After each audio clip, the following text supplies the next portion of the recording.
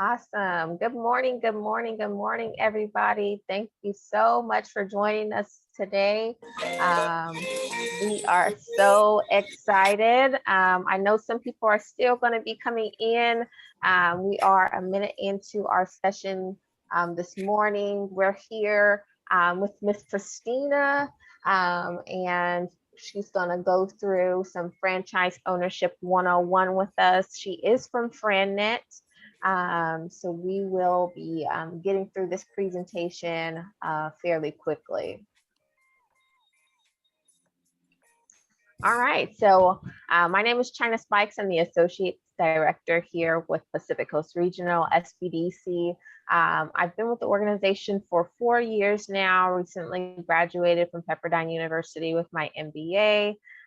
So excited to be here with you guys and helping all of the entrepreneurs, small business owners to start, grow, and succeed in your business.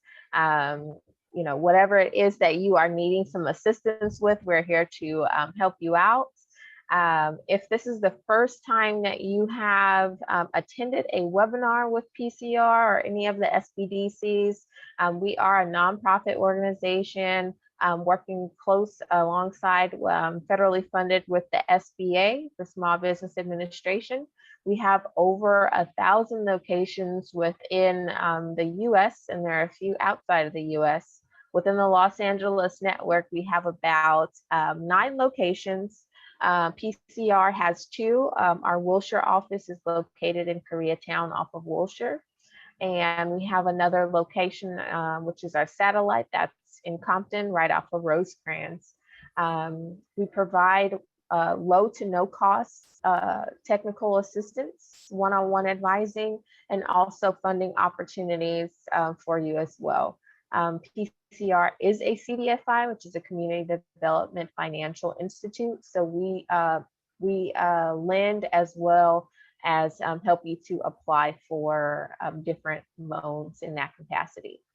So Christina, do you have any words to share with us? Just quick words. Thank you. I am thrilled to be here as well on this, hot and muggy Southern California summer day. The SBDC, if you guys haven't been involved with them, is such a tremendous organization, and the growth that they have contributed to the greater, regional market in LA with entrepreneurship is fantastic. And I'm excited to be here with you guys. Awesome. All right, so just a few objectives. Christina, did you want to walk through these objectives with us? Yeah, we're going to cover quite a bit today. I'll talk about the objectives, then China's going to share a brief survey, and then we're going to hop in. Again, Franchise Ownership 101 is very broad. I'm going to hit on a lot of these topics today. If there are any questions, we'll have some Q&A at the end, and you can also feel free to reach out. I'm happy to chat one-on-one or answer any specific questions. But we're going to go into why business ownership, the pros and cons, different ways to get involved in buying a business, and what are the pros and cons of all of those. We're going to talk about just different business ownership models.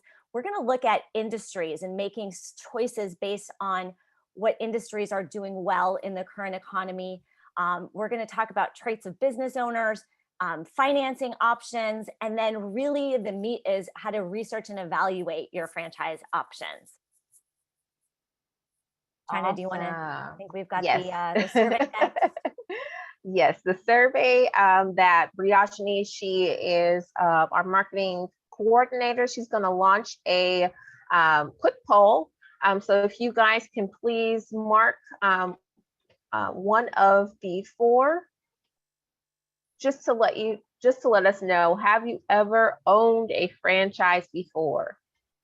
You can mark no, no, thinking about it, yes, currently not in business, yes, currently in business. So if you guys can participate in this poll, that would be great. We're just going to take a few seconds and we'll wait on some responses.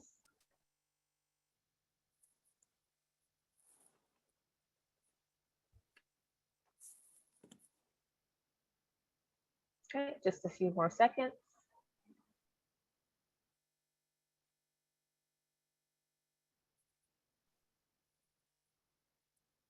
Okay, great. Good, good. Well, I am glad you guys are all here. You're in the right place to get some information and really with what we do at FranNet, which I'll get into in a minute, the education and knowledge is very important to us. And so that's why we partner, and we're thrilled to partner with organizations like the SBDC. Would you like me to share my screen now, China? Yes, please go ahead and share your screen. And while Christina is doing that, if you do have questions, if you can type them in the chat, that'd be great, just so that maybe you don't forget what your question was when we get towards the end. We will follow up and go through some of those questions that you guys have. Okay, great. All right, well, I will jump right into things. So as we mentioned, we're talking about franchise ownership 101, and it's doing it again to me. Oh, here we go. And to introduce myself and give you a little bit of background, my name is Christina Hoffield. I am a small business owner myself, and I'm a business and franchise consultant. I spent about 20 years in corporate working with venture-backed companies, working for big law firms, helping them to drive their client acquisition strategies, and have worked for multiple VC-backed and startup companies. And I am passionate about helping and connecting people. So our agenda for today, like we talked about, we're going to cover a lot of things. We'll get right into it. But let me introduce FranNet and tell you a little bit about who we are. So we have been in business over 30 years. We actually originally started in Southern California in San Diego, and we don't sell franchise businesses. What we do is we help match entrepreneurs, potential entrepreneurs, with businesses that meet their business model. We are locally based, so we understand the markets where our clients are and have connections and contacts with folks like the local SBDC, like attorneys and other resources who can help business ownerships and owners. And we are really proud that we are the only franchise consulting organization with a national partnership with SCORE and the SBDC. Our services are free to our clients. We are paid by the franchisor if a franchise is awarded. So how do we do this? So like I mentioned, we're really matchmakers. Education and knowledge are key to us. We want people to make informed choices. So we help educate our clients on all of the pros and cons of franchising, walk them through that research process, and give them options so you can really make an informed choice and evaluate different options and find out, is this a match? Does this make sense? We pre-screen all the franchises that we work with. We're very diligent about making sure that we have a good breadth and depth, different industries, different budget levels, to really give, again, our clients the best options. So you've all, most of you have not owned, but have thought about owning, and why, right? So let's cover why people want to own a business. There are so many reasons, and oftentimes it really is individual, but some of the themes that come up are autonomy, independence. I want to self-direct my career. I want more financial security. The average time of a position is about 27.2 months. So, that was pre-COVID, but as we're hedging through these uncertain times, how can we look at business ownership as a way to hedge against some of those um, trials and tribulations?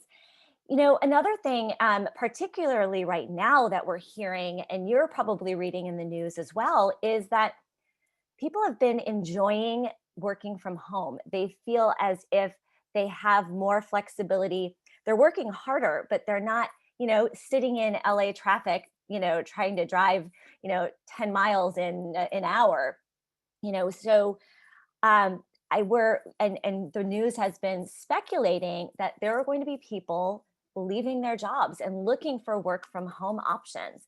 And one thing we're seeing and talking to people about is how franchising can help assist and help people really be able to do that. Um, what I oftentimes hear, in addition to sort of self-directing that career, is that financial upside. I want to build equity similar to a real estate investment. A business is an asset and you can build and grow that equity. Um, Historically within franchise ownership, the average age is, anywhere from 40 to 60 is kind of that average age. So people who are looking at retirement and thinking about what does retirement look like for you? How can you have maybe more passive income, more flexibility as you're looking at that goal? And portfolio diversification. Again, it's a business, it's an asset.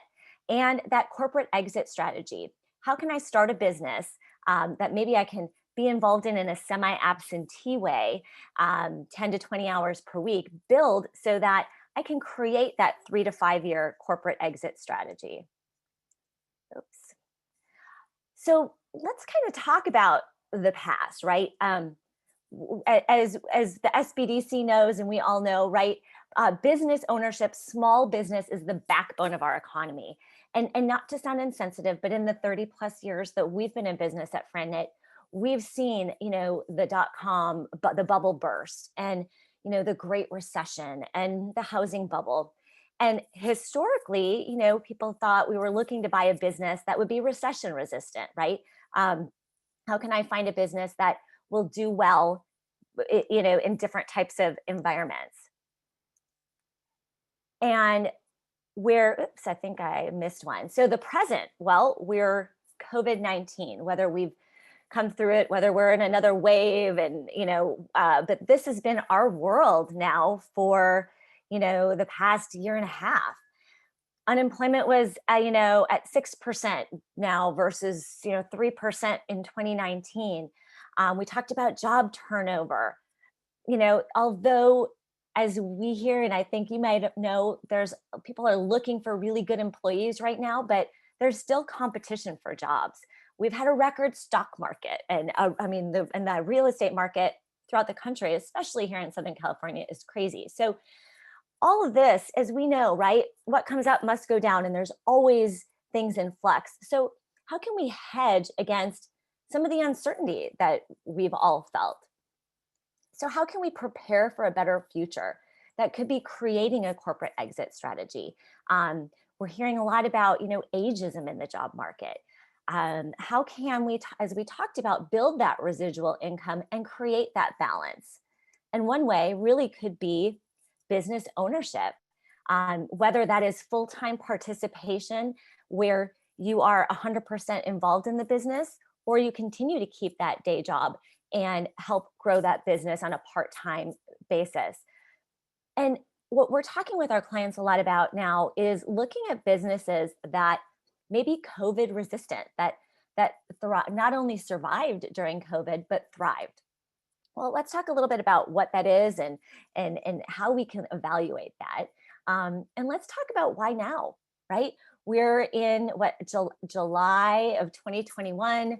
I think in June, we were all pretty optimistic that, wow, this is great. Now we're kind of maybe feeling a little uncertain again. But when there are fluctuations within the economy, that creates opportunities.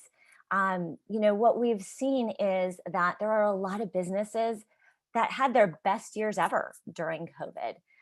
what we found is that there are vacancies and landlords are looking to fill them. So they may be more amenable to lease negotiations.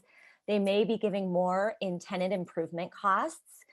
There are employees who want to work, who want to get back, but maybe have not had great success in finding another job and want to look at business ownership as a way to, again, take control of that.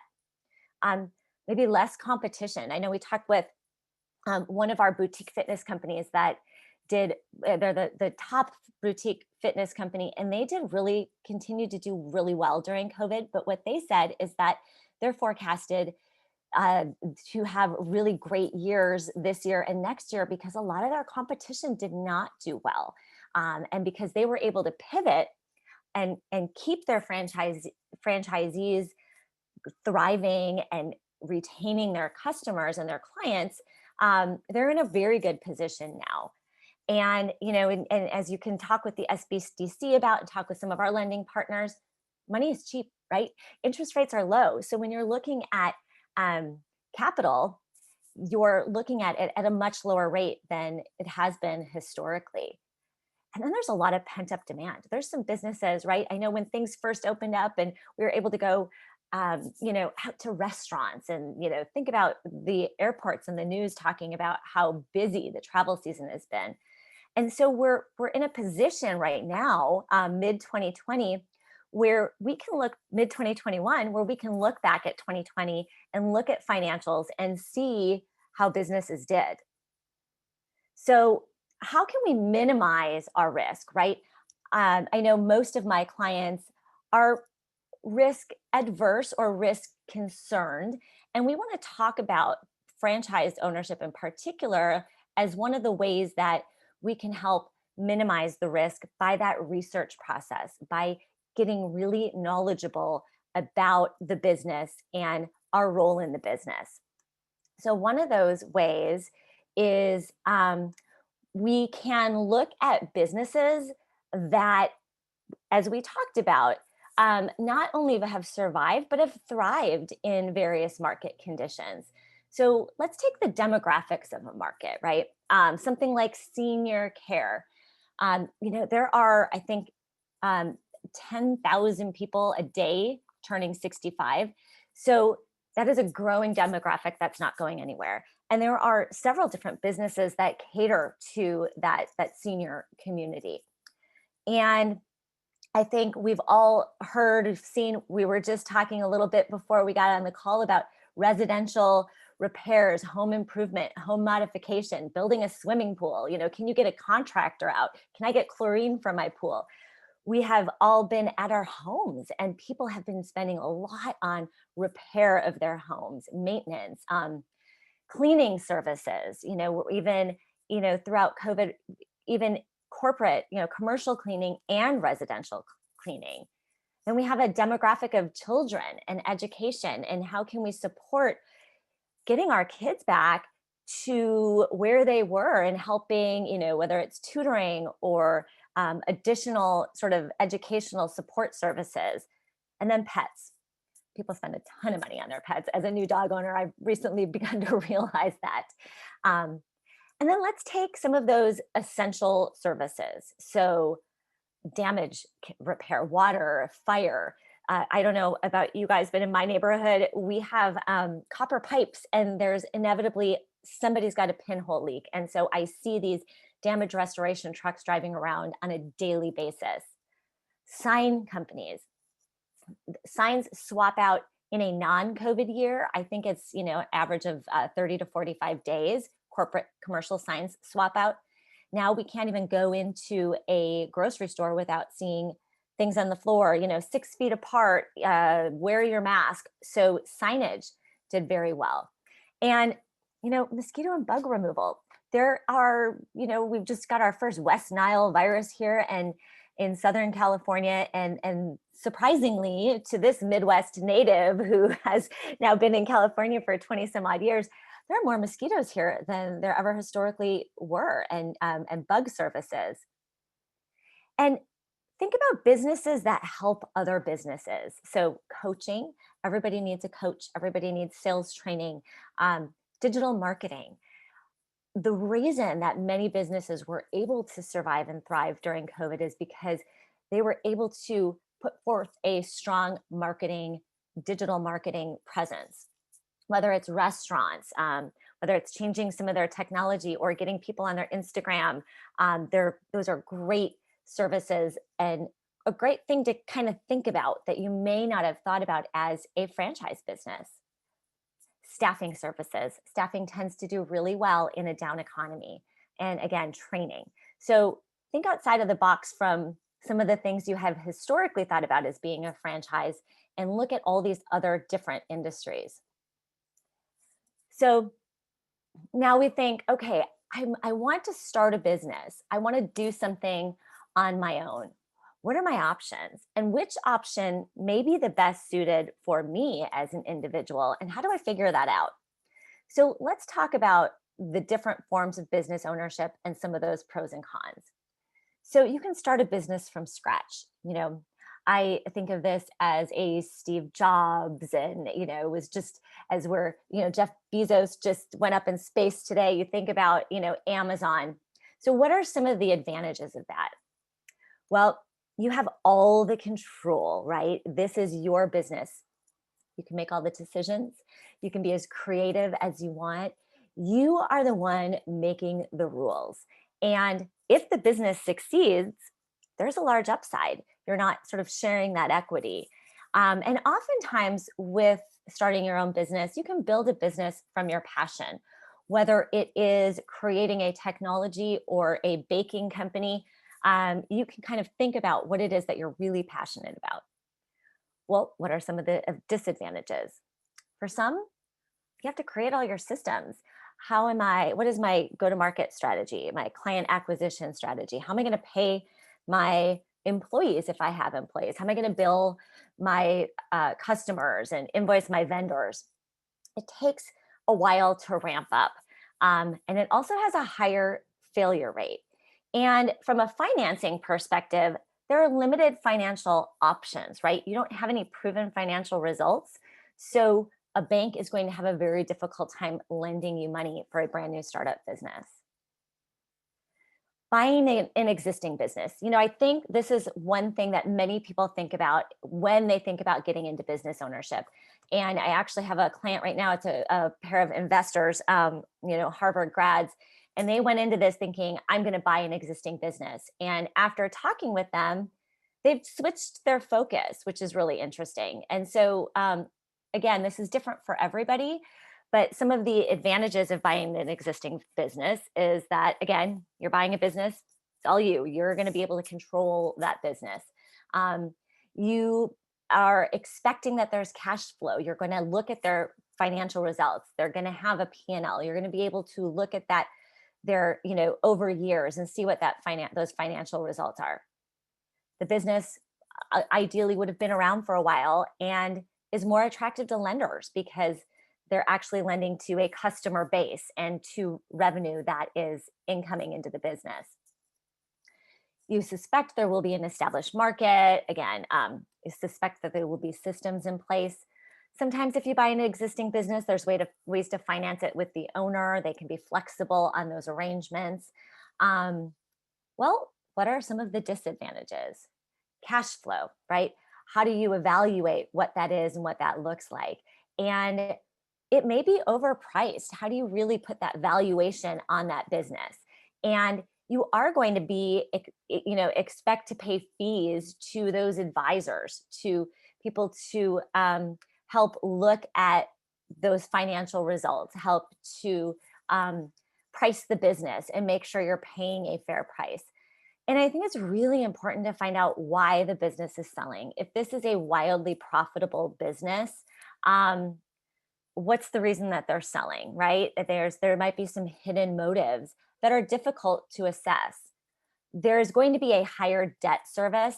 So you're going to be paying a multiple on whatever their net income is. So you're going to be paying a lot more for that because it is established and you're not having to create that from start. So it just in the case of the clients I'm working with, what they were thinking is that if they can find a business that they can start and grow, start a business at a lower cost, that they can research and see what those other people are validating those financials to be, this might be a better fit for them.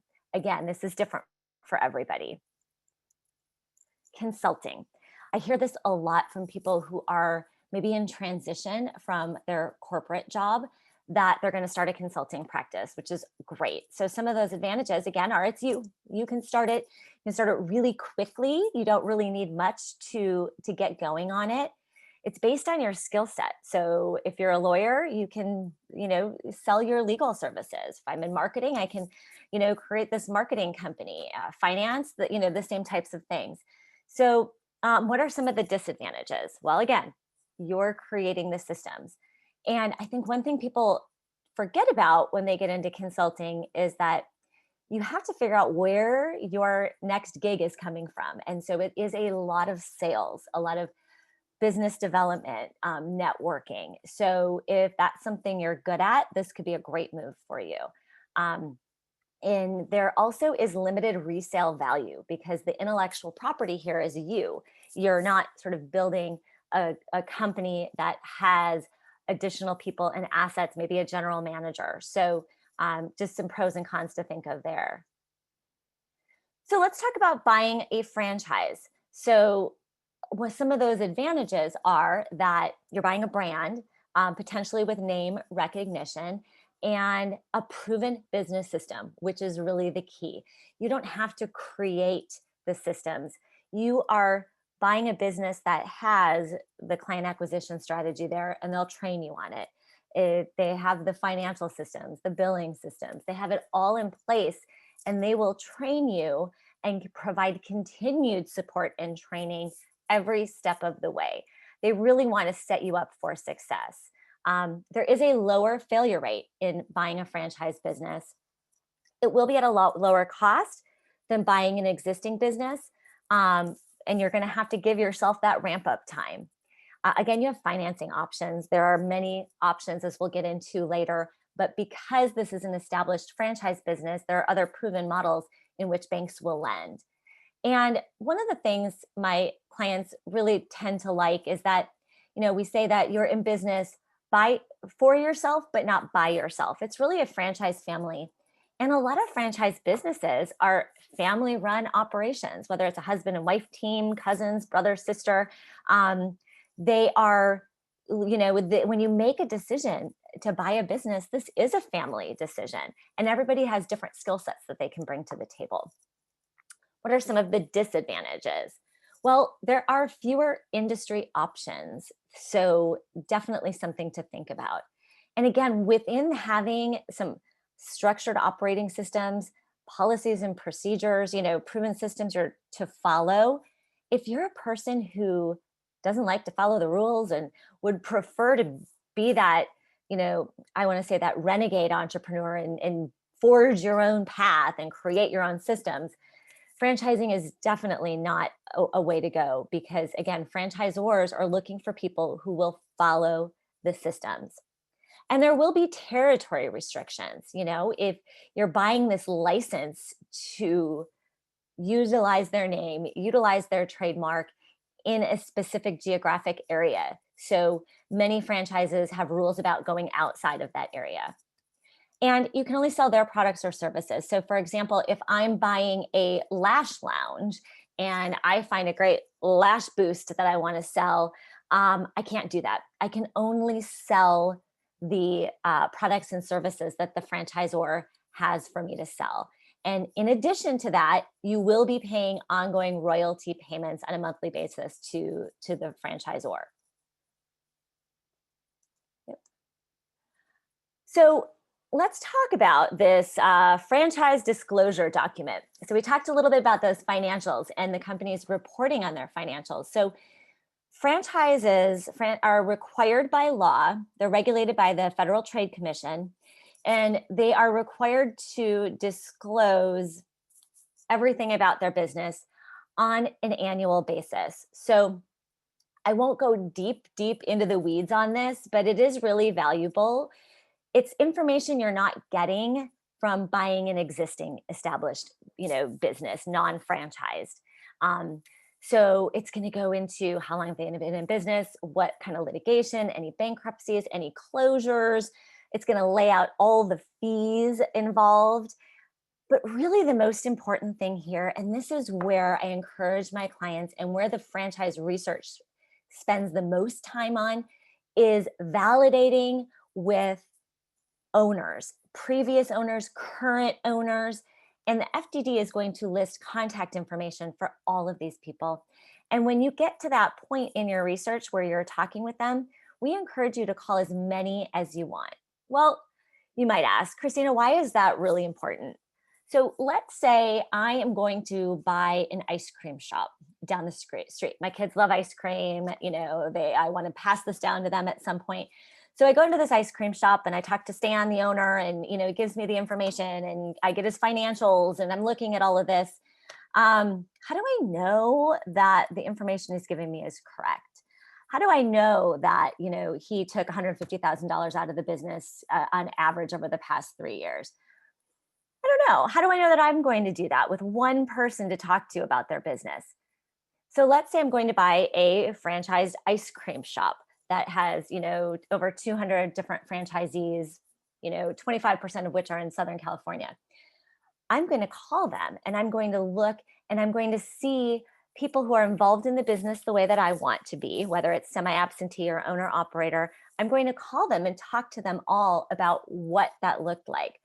How long did it take them to break even? What are they netting and taking off of the business each year?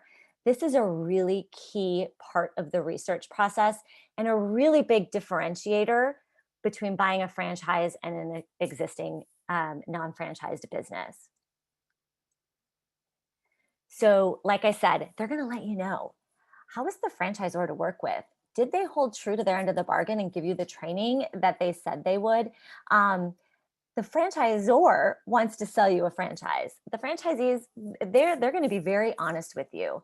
So again, this due diligence piece is really critical. So we talked about the different success and failure rates, and I just thought this was an interesting statistic. So starting your own business, 50% in business after 5 years. In existing business, higher at 62%. Within a franchise, 92% of franchises are still in business after 5 years. So when we talk about risk, right? When we think about, oh, maybe I'm risk adverse, and I think most of us have some of that in us. These are expensive businesses. You're going to be investing your hard-earned money. I would like to know that there's historically more success. And I feel good about knowing that I can talk to other owners and envision myself. And there's no guarantees, but creating that confidence that, yes, this is something that's tangible and realistic for me. Okay, so we're going to do a little test here. Is it a myth or is it a fact? So myth or fact? Franchising is only fast food and retail. And we don't have a survey, but you can think in your head, franchising is only fast food and retail. That is a myth, as we covered earlier, right? There are over 3,600 franchises in 90 different industries. So there is a wide variety of business options and many that people hadn't thought about as being a franchised business. So myth or fact? Franchises succeed because of the quality of the product or service. Can you make a burger? Is your burger better than McDonald's? Probably. But what is it about McDonald's that makes it such a success? If it's not their amazing burger, right? It is the systems. When you walk into McDonald's and you order a hamburger, it is going to come out consistent. They have, a well-oiled machine from marketing, from their drive-through, from paying their clients or paying their employees to growth within the organization. It is a well-oiled machine. So it is not the quality of the product or service. It really is those business systems that they've created. Myth or fact? there are low-cost franchise opportunities. That's a fact. So 46% of franchise businesses fall in under $250,000. So just to break this apart, because I think it's really important to kind of visualize or look at examples. So businesses that are, under $100,000, those will typically be a home-based owner-operator business, typically require the owner to have an involvement in the client acquisition. They may have systems in place to help where you're getting warm leads, but it's going to really be dependent on you. So some businesses, again, could be consulting. There's some cleaning services businesses that, fall into about 150,000. There's some really interesting home repairs businesses, child education businesses. So there are a lot of different options. If you think about sort of the businesses that have a real estate component, when you're, looking at that lease and that price of maybe that tenant improvement cost and building it out, that's where you're going to start getting, above 150, 250 and higher, depending on the business. But just to be able to visualize types of businesses that fall in these different buckets, I think is helpful. Oops. My advanced slide does not always like to work. So tell me, is this a myth or fact? You don't need industry experience to start a franchise business. This is something that is absolutely a fact. And I really want to spend a little time here because I talk with a lot of my clients about this. Only 25% of people buy a franchise business in which they have industry experience. And why is that? Because franchisors want people who will use their systems, and they want you to focus on your core skill sets. They want you to focus on being an owner, business growth, business management. You can have zero experience. You don't have to be a hairdresser to buy a business in a hair salon, right?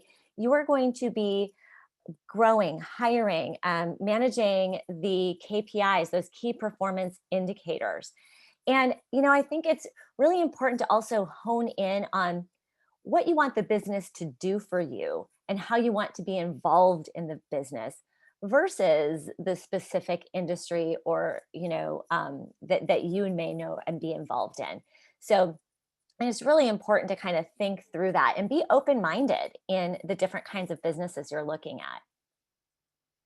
So to give you a few examples, again, I like to paint a picture, and so we can all maybe envision ourselves. But an example of no industry experience is Deshawn came to us, and she was a healthcare consultant, and she was super client service focused. She, very friendly, enthusiastic, and drove to provide high quality service to her customers. And when she was first presented with fitness machine technicians, her initial response was, I can't repair a fitness machine. I'm not technical.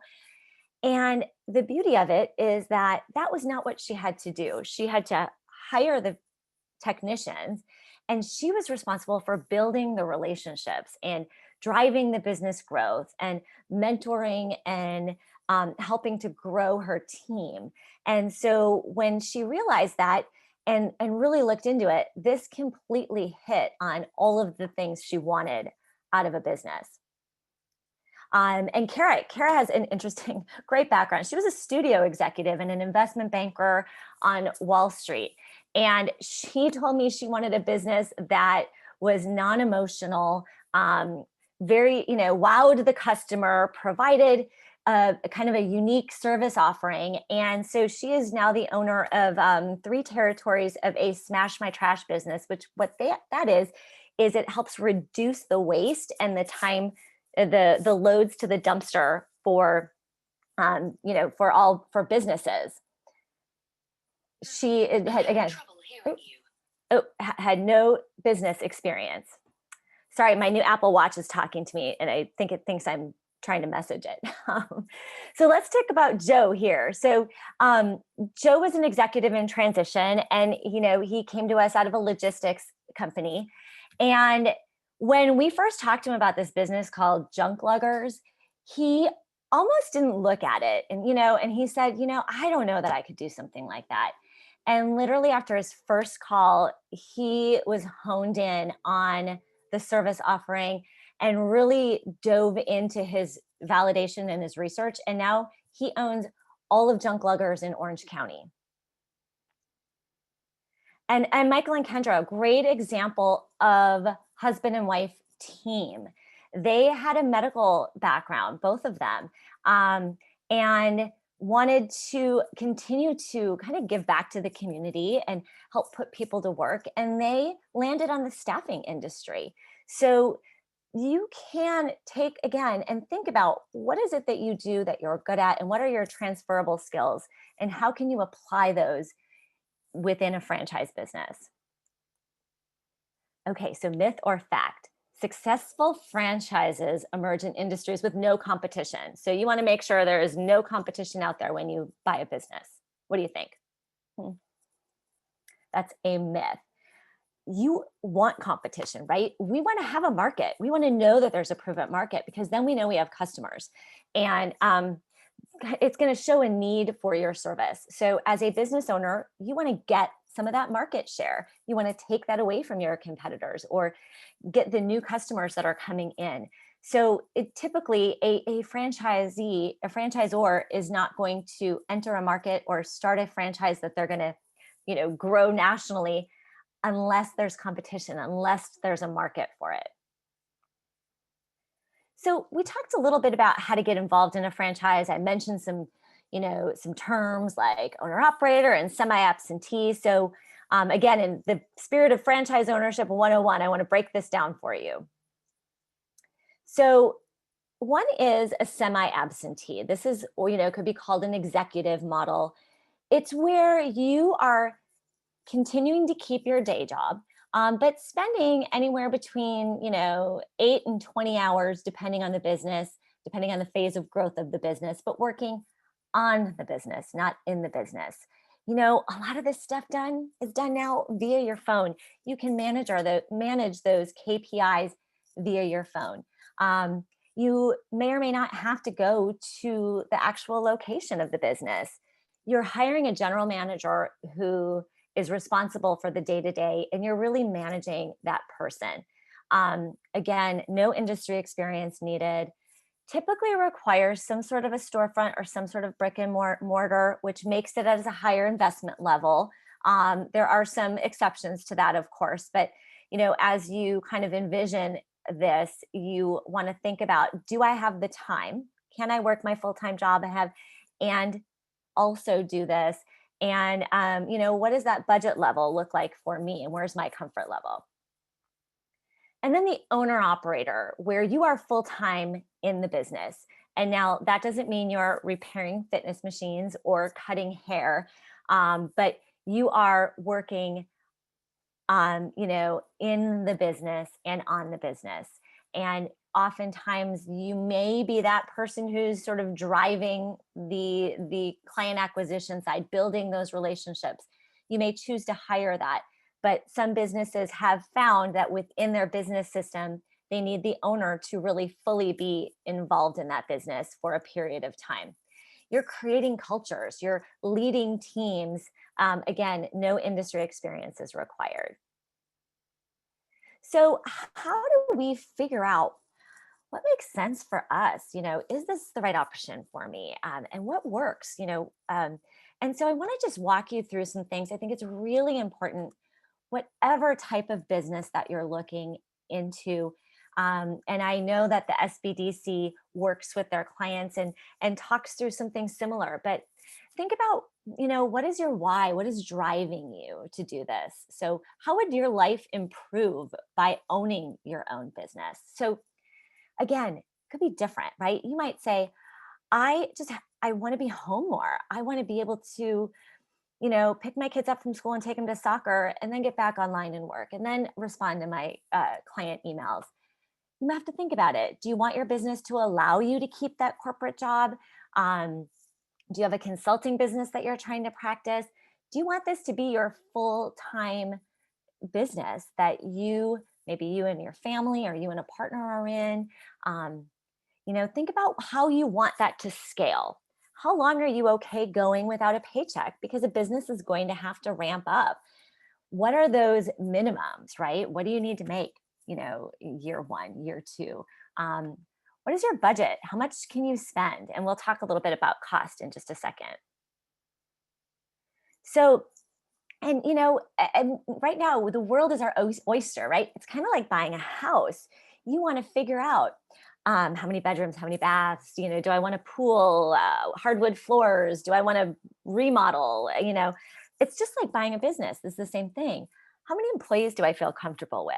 Who do I want my customer to be? Do I want, maybe professionals, or am I okay sort of managing, high school kids? Or now, where's my risk tolerance? Do I want something that's kind of new and emerging as a business, or secure and stable with a lot of validation? So all of these things are going to differ for each individual. And so we want to work on, what is it for you? Not only what you want the business to do for you, but let's talk about the traits of a business and the preferences that would make an ideal business for you. And, again, I talked about this a little earlier, but, I'll share a story about me. I was a FranNet client years ago. But before I was a FranNet client, I went out on my own, and my husband and I thought, we're going to buy a franchise. Let's look into it. So I hit up Google, which has so much information. And I went down the path of looking at a business, and it was an industry I liked. I liked fitness. And then as I got further down, I realized that it was an owner operator model, which required the owner to be there when the gym opened at 5 a.m. And I had two small kids and a husband who traveled 75% of the time. So that was not going to fit my business model. So you want to really think about, again, the function of the owner versus the function of the business. And what is that vehicle that's going to get you there? And we talked about this earlier, one of the early slides, looking at the industries that are going to be growth industries for you as a way to sort of mitigate some of that risk. And again, skills, right? This is all of these things I'm talking with you about are things that we dive deep with our clients about. So what are the skills that you have? What are the traits? What are your values? What are your drivers and motivators? And how can your leadership style help in identifying that, help identify a business opportunity that could be a good fit for you? And so at FranNet, what we've done in the 30 some odd years we've been in business is we've developed something we call our entrepreneur profile, which dives into all of those, again, skills, values, motivators, drivers. And it is free to take. And after this, I'll put up a QR code. You're welcome. I can send you a link. You're welcome to take this and take a look at it. And this is typically the first step when we start to work with our clients in building out that business model, is to look at that profile. And again, I'm going to hit on this again because it's really important to understand your finances. It's going to take some ramp up time.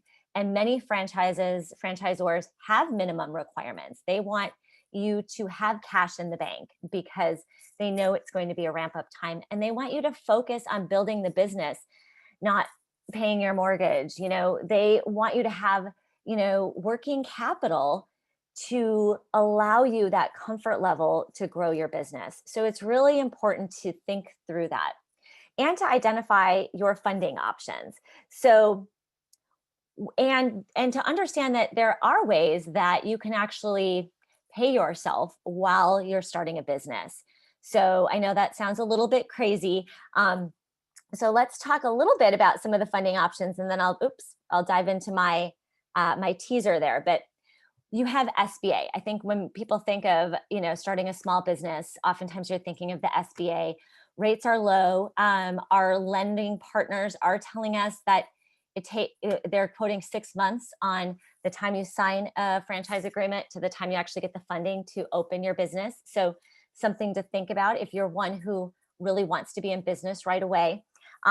There's personal savings. There is home equity line. There's a portfolio loan, which is similar to the home equity line. You're not taking money from your portfolio, but you're borrowing against those assets and paying a rate on that. There's traditional bank financing.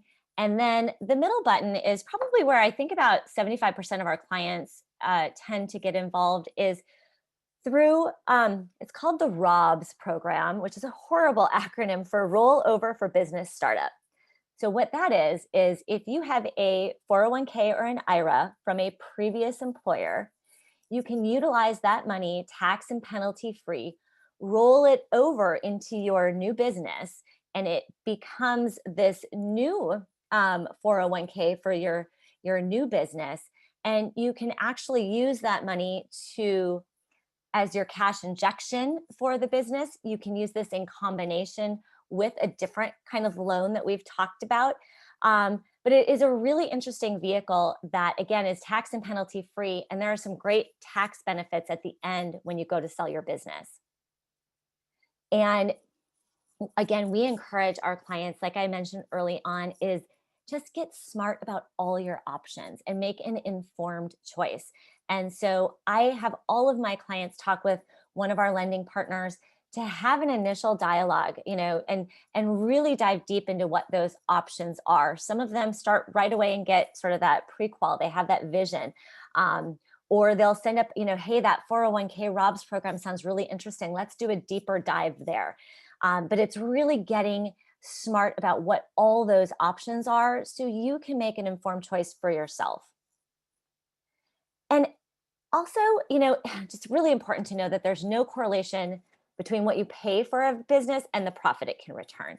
So just a couple of examples. When you're buying a business, you are going to expect that maybe 20 to 30% will be cash and the other part you can finance. And so FranNet itself, just as a quick example, I'm having trouble hearing you. I am not wearing my Apple Watch again when I do a webinar. So FranNet itself, we are a franchise business, and the buy-in is well under $100,000. But there are people here who are making a substantial amount of money. If you look at a McDonald's franchise, right? You're looking at about 1.5 million to get a McDonald's, and I think it takes about 150 a year off of one unit. So if you think about that and you envision that, and this is just this is just anecdotal from the IFA website. So it's interesting to kind of look at some of these lower cost home-based services. Businesses can make more than a larger brick and mortar business where you might think you have, that it's equal, but it's not. So it's just important to keep all those things in mind and find out what makes sense for you. It is all individual. And work with local experts. We have this great resource here on the phone with us with China and her team over at the SBDC. If you're looking at business resales, happy to connect you with a great business broker up in LA. We also encourage our clients, talk with a local franchise attorney, talk with your CPA, be wary of the internet. I went down that rabbit hole and really found myself spinning. So, it's really important, again, to get all the resources that you need and educate yourself.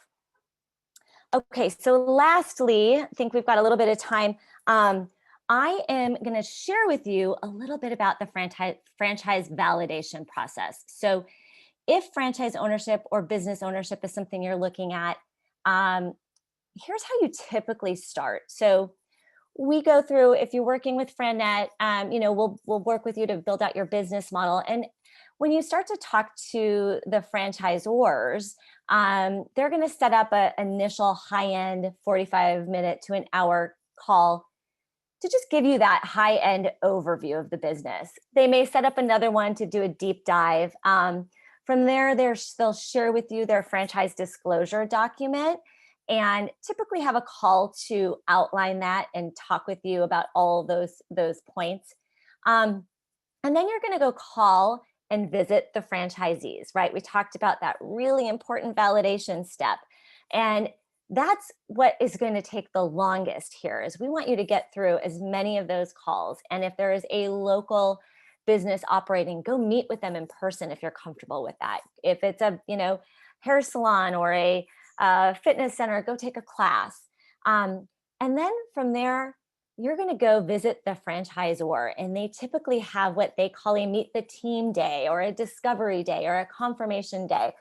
This is where you've gotten that validation to the point where you're about 90% sure this business is good for you. You're just taking that last step, and they're taking that last step to meet you in person, because as much as you're evaluating them, they're doing the same. They want to make sure that they're getting a good fit for their system. And then the next step is, again, consulting with those professional advisors. So typically this process takes about 60 to 90 days.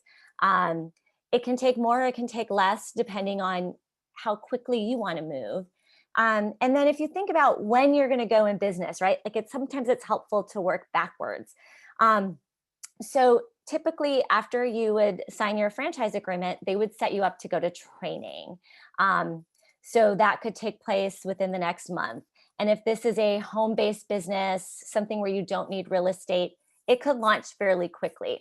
If you're looking at a business that does have a real estate component, you're looking at another 60 to 90 days out from the time you sign the franchise agreement to the time that you would open. That's allowing you to secure your real estate location, get the build out. Oftentimes there's going to be some pre-marketing associated with that.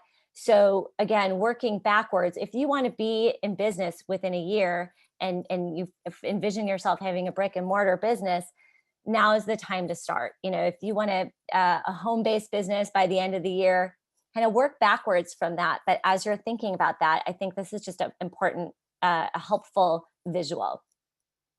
So next steps, I'm happy to answer. We'll open it up for Q&A. If you wanted to take our entrepreneur profile, did I have a QR code back here?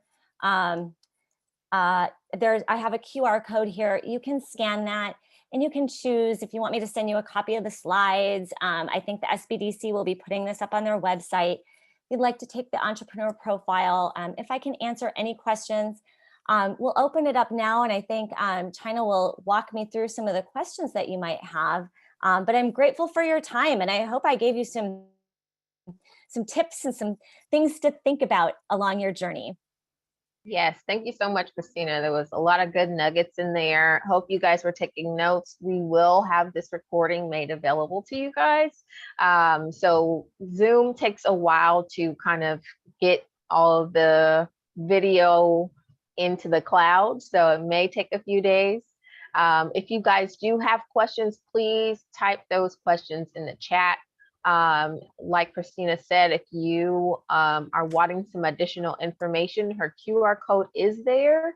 Yeah, I think you guys all know how to do this by now, as we've been dining out and having to, those of us who are over 40 and yes. So hopefully you have a smartphone, and you would just go to your camera, open it up, hover over. You don't actually have to take a picture of it. Just hover over the QR code. A link will pop up. You click the link, and it'll take you to. It's kind of like an intake where you just input your information for submission for consulting.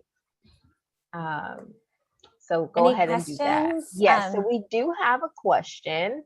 Let me go back a little bit. Let's see. So from Benny, is there a way to succeed with low capital and not having to use loan, as a program requires no unsecured debts? Well, when you say, is there a way to succeed, right? There are no guarantees. So so what it is important to do is to, again, look at what that financial snapshot is and what you feel comfortable with, and look at businesses and research and validate. So look at what other owners are doing and what they're making with that investment level and validate. So, there are no guarantees. They will list information. You can learn what other folks are doing, but everybody is going to operate different. So it's just a matter of deciding if that's a risk that makes sense for you. Yeah, I hope that answered your Yeah, I hope question. that answers your question. So we also have Caesar. He was asking if you can put the QR code link into the chat box. Oh, he's on his phone. So. Oh yeah, I can chat it. I've already done it. Oh, you did? Okay, perfect. Yes. Okay. And then everyone too, I know you're asking in regards to the recording as well as the slides. I'm sending a message to the chat as well. That will be sent to you by Friday at 5 p.m. just so that it gives time for the video and slides to render on our end. So if you don't have it by Monday, then send us an email and I'll drop that in the chat as well. Perfect. Thank you, Briajani.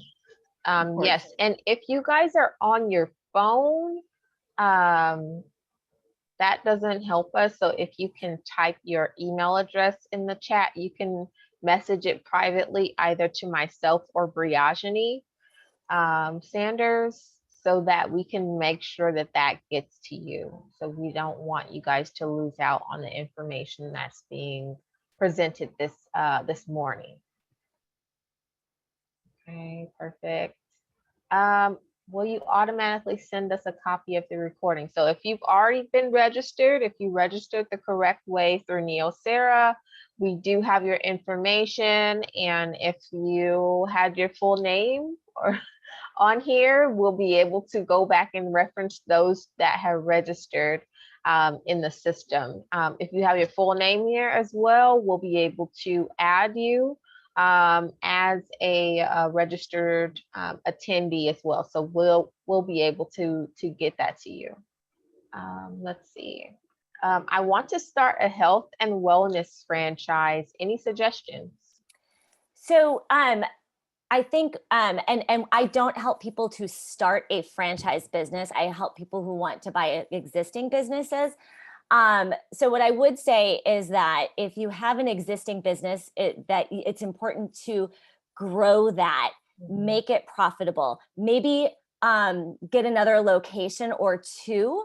And then there are businesses out there that will help people to franchise their business and help people to put those systems and processes in place. But I think it's really important to build a strong business first, and then think about that expansion and how you're going to do that through franchise ownership. I'd have to dig through my notes of folks who help people with existing businesses, franchise them, but that's not a service that we provide.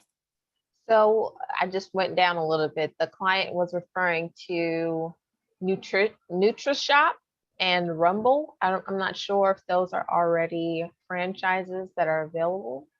Oh, well, there are, we have a wide variety of businesses available. We work with, like I mentioned, of the 3,600 plus, we work with about 250. And again, we have a team that fully vets them. And then we also look at those who are doing business in California. And then also, as we work with our clients, we want to drill down into where you want to be, right? So what has availability where you're looking at. So health and wellness businesses, we work with many of them. So if that's an industry specifically you're interested in, there are several businesses that are within that niche.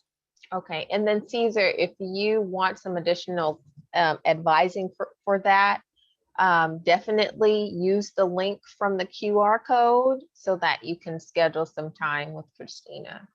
Another question, do you assist small businesses to become a franchise? Yep, which we covered. I do not. Right. I got a lot of emails. Okay. I think that's it. Any more questions? If some people have dropped off. If you want to ask your question, you can come off of mute. You can come off mute.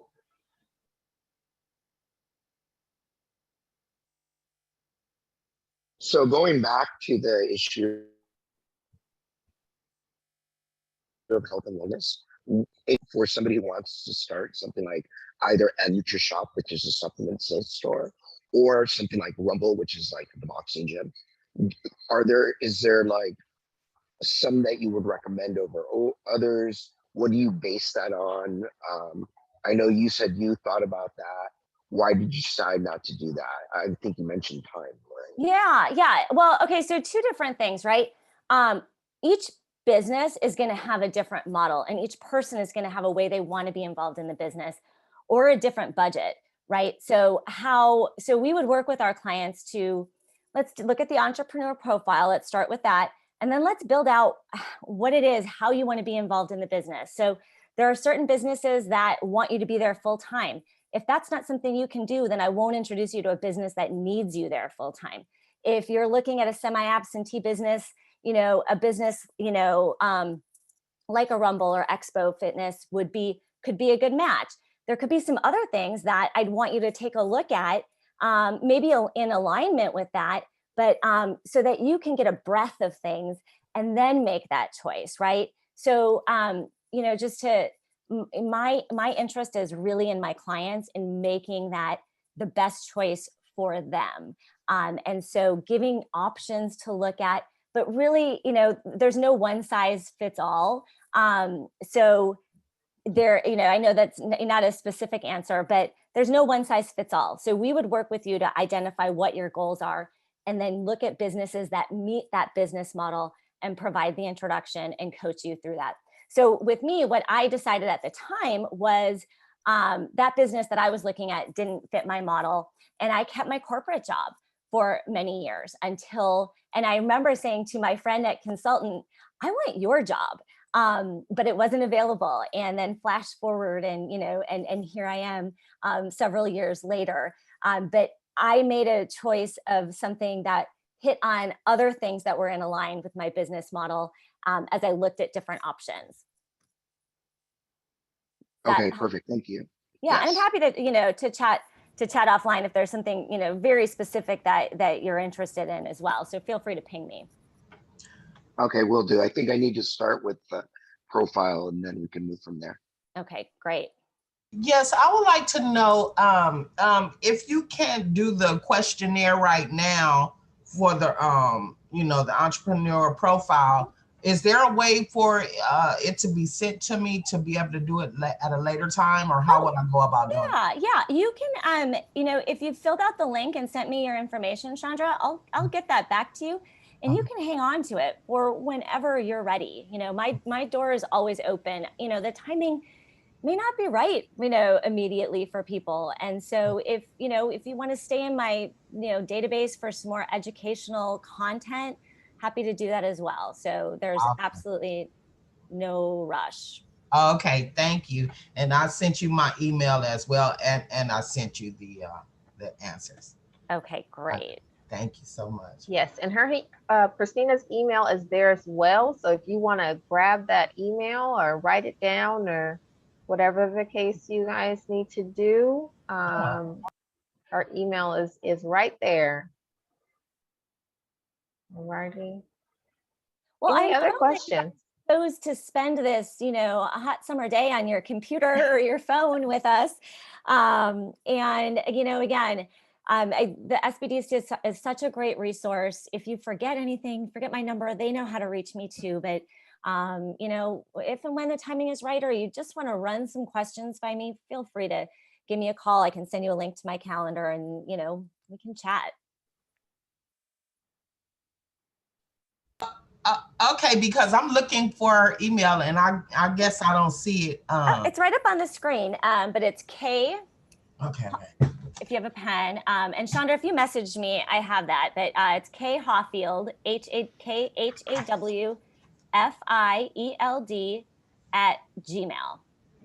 Oh, at Gmail, it's at FranNet. So I wrote my personal email, but it's at frannet.com. If you need my personal email, I'll email you back from my FranNet email. Okay, all right. I've sent you my email. Thank you. It's funny. I was going to ask you why you didn't have that. Yeah. Sometimes we just work fast, right? And just go by rote. But I'm glad we identified that. Thank you, guys.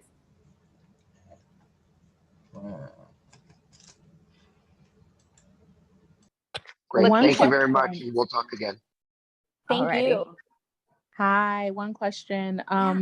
I missed the part. Where do I find the QR code to fill out the link? Oh, it should be Right on on the right screen. now. It's on the Yeah. screen, and I think they put it in the chat box. Okay, so how do I do it from my cell phone? I know So- usually I can take a picture or something. Yeah, if you just open your phone, open your camera, and hover over the QR code, you will see it pop up. It will give you a little a link to the website, and so you're just going to want to hit that on your phone. Did that work? I'm sorry, you say open my camera? Yeah, open your camera, and then hover over the box, and then you'll see this kind of, I hope you can see this on my phone, you'll see this kind of come in on the top, that little link. Yeah, that's what I'm doing. Yeah, You and mean just- hover over from my computer screen? And then, Yes. no. Yeah. Okay, this is not working for me. This is weird. Okay, is there another option? If you want to, I think they chatted it. Did you put it in the chat box? Yes, so if you scroll up in the chat box, you can look for my name, Briajani Sanders, and you'll see the link.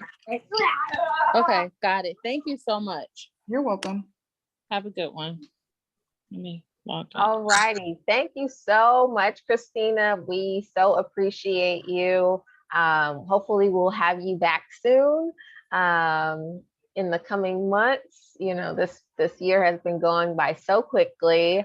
We're already almost in August, which is nuts. But we made it from being in quarantine, 17 to 18 months.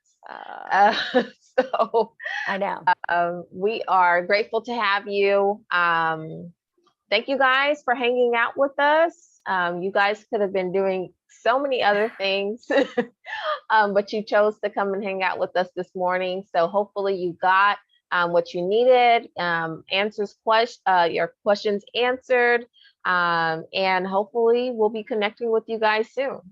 Thank you all so much for having me. Enjoy the rest of your summer, and look forward to coming back again. Awesome. And I just want to make one more statement for you all. If anyone, for whatever reason, is unable to see certain messages in the chat, there is, if you're on your computer screen, there is three buttons in the corner through the three dots. If you want to save the chat, you are able to do that as well if you're on a computer. Awesome.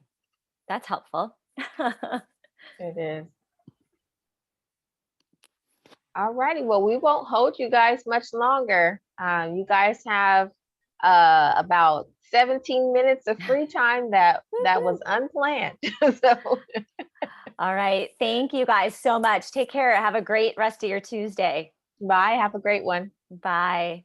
Bye, everyone.